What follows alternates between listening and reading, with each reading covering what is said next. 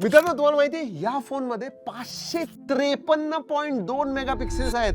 हो, तुम्हाला सांगतो, प्रायमरी सेन्सर 200 मेगापिक्सेलचा आहे, टेलिफोटो 200 मेगापिक्सेलचा आहे, पेरिस्कोप 50 मेगापिक्सेलचा आहे, अल्ट्रा वाईड 50 मेगापिक्सेलचा आहे, सेल्फी सुद्धा 50 मेगापिक्सेलचा आहे. आता तुम्ही म्हणता 3.2 मेगापिक्सेल कुठे गेलं? अजून एक सेन्सर आहे माग, कलर सेन्सर आहे, तो 3.2 मेगापिक्सेलचा आहे. म्हणजे विचार करा काय कॅमेरा आहे. ह्याचा जो पेरिस्कोप आहे ना, तो 10x झूम देतो, टेलिफोटो 3x झूम देतो. म्हणजे टोटल विचार करा किती तुम्हाला ऑप्टिकल झूम मिळते. म्हणजे लांब जरी कुठला सब्जेक्ट असला ना, इझिली चांगल्या क्वालिटीमध्ये, ऑप्टिकल क्वालिटीमध्ये तुम्हाला फोटोज मिळतील. आणि हो, फक्त कॅमेराच नाही, बाकीच्या गोष्टी सुद्धा जबरदस्त आहेत. म्हणजे 2K रेझोल्युशनचा ॲब्सोल्युटली ग्रेट 6.82 इंच डिस्प्ले, खूपच सुंदर आहे.